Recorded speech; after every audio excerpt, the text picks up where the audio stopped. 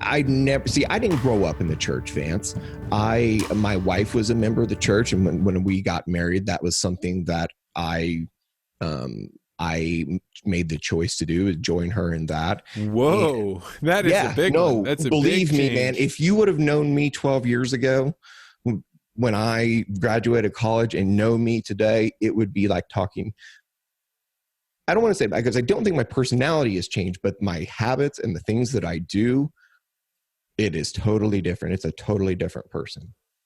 So, I mean, that was a huge challenge for me. So let's talk about one of the things would be being a young guy doing what you want, and then you join the church, and now you have groups that you go to where there's a steward that like guides you. Is that Bible study? What does that look like? It's a lot less formal than you would think. It's the people in the church are the nicest people on earth. They are at least where I go to church, they are people who they were just, you would just be friends with them. And it was always funny because I didn't know who were members of the church, because I worked at the hospital in Rolla for probably almost a year before I started to go into church here.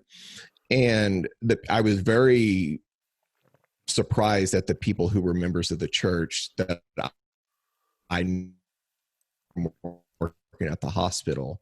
And that's comforting to me, because so I'll back up a little bit. When I was in youth group in church growing up at the church I grew up going to, we would have like these, my youth pastor would be very anti-Mormon. He would talk about things in the Mormon church and like how it was almost akin to devil worship and this sort of thing. And like, so when that's wild. I mean, the reputation that I had when I was growing up, and it didn't break in my mind until I met a bunch of Mormons. They were nice people, but they were in a cult.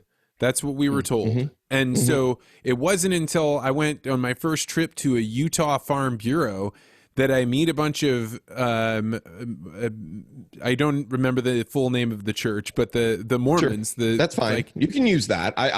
You won't offend me one bit, Vance. You can use that because it's easier. And they were exceptionally nice and candid to the point of, heartwarming. And so for me, I was like, this is an interesting group of people. I don't know what other people accuse you of, but every time I've interacted with your people, they've been very good to me.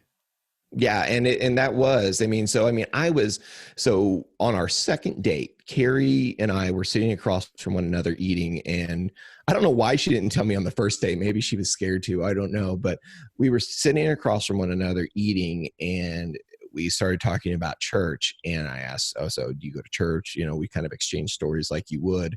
And I said, "Oh, what church do you go to?" And she said, "LDS church." And I didn't know what that meant. And I said, "Oh, what's that?" And she said, "Mormon." And she said I stopped mid-bite with a fork full of food and just stared at her for a couple of seconds. And because I'd had such a negative view of that group of people, and it was solely because of a youth pastor that I had, and it just had left this really bad taste in my mouth. So I was very skeptical going in, and then when my wife and when I started going to church with her, so the church is separated into it's separated. It has a very, very neat flow chart like organization as to who goes to church where, and it's by geography. So my wife lived in Dixon, Missouri, which would have put her in a different church. We call them wards. She went to church in St. Robert, which was a military heavy ward. So that was my first impression, were people of the military. Well, it was a little bit different, right? It wasn't, how military people can, when you are not a military person, it can almost make you feel like an outsider. So that was like my first impression of the church, or 1B, I guess we'll call it.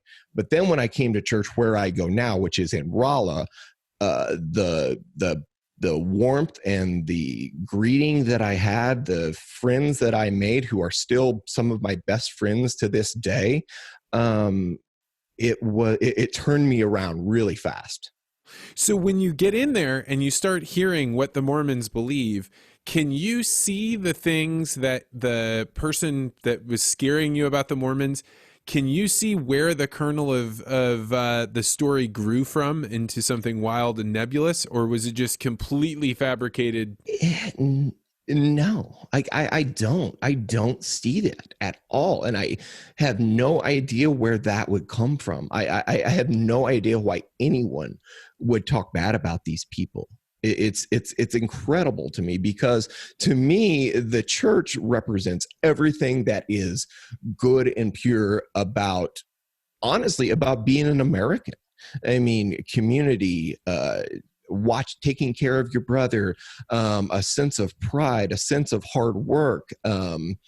The real true meaning and the true foundation of the church is it's great because it's a uniquely American church. I mean, it's spread to all corners of the world now, but it was one of the first purely American religions.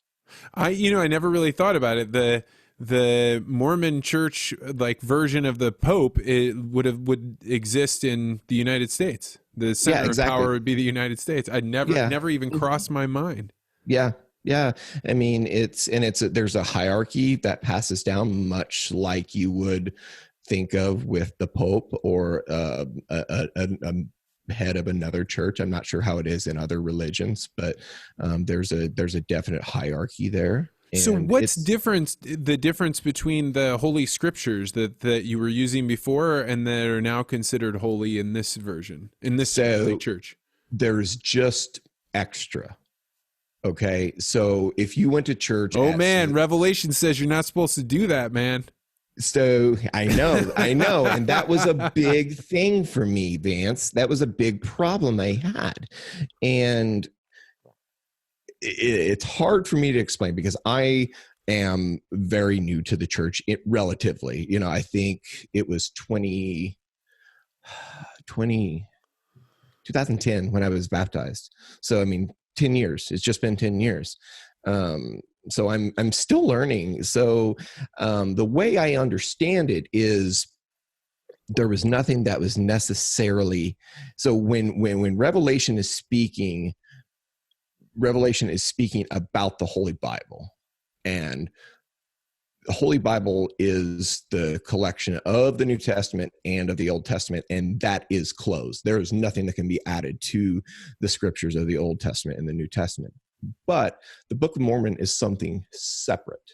It says that in the title page, in everything that you read or is discussed about the Book of Mormon, it's another testament of Jesus Christ. So it's not adding anything to the original scriptures. It's something separate. So what the Book of Mormon is the story of Jesus coming to the Americas after his death and resurrection in the Holy Land.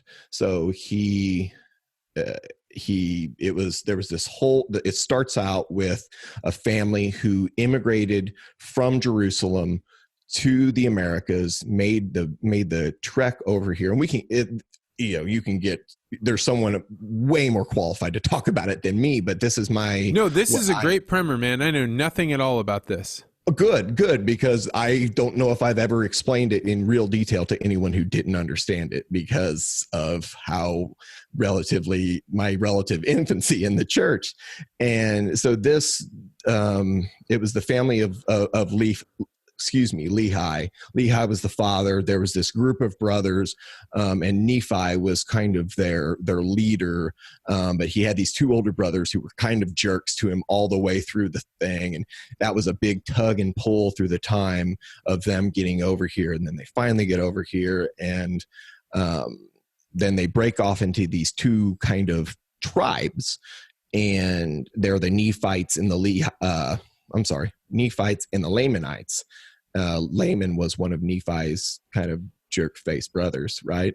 And they, throughout the Book of Mormon, there's struggle and strife between the Nephites and the Lamanites, and it kind of goes in, that just kind of goes on through almost in forever, until, and I honestly, Vance, and I'm kind of showing what I don't know here. I'm not really sure where it goes from there, because I'm still learning, right? I mean, and I'm comfortable admitting that, and it's proof that there's room for everyone in that church if you want to be there. Thanks for checking out this podcast short. If you like this interview, make sure you hit the like and subscribe button and hit that bell so you always get notified about this podcast. And if you're really interested in conversations like this, you may want to consider joining the Articulate Ventures Network. To find out more, go to network.articulate.ventures.